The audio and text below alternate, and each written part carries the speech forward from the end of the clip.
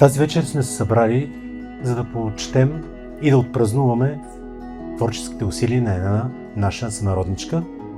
И също така да си припомним един от най-значителните събития на близката ни история.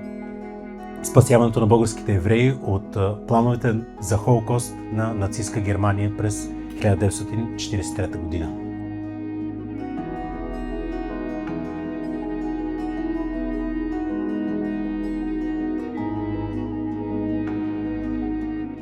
Тази история я написах, за да покажа страданието на еврейския народ по време на Холокоста и през една лична семейна история да разкажа как в Израел са принудени да живеят, но те са и избрали да живеят така.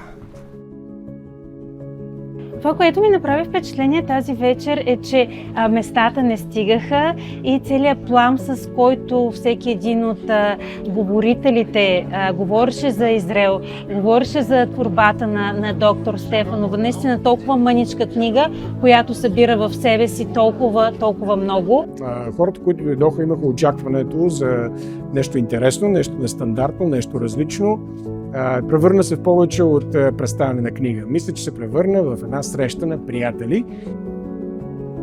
Тази вечер нещо ми направи най-силно впечатление, то е искреността. Искреното отношение към Израел, искреното отношение към живота, искреното отношение към това да бъдем единни и да се съюзим за нещо добро, нещо градивно. Така че тази искреност е добре да я запазим.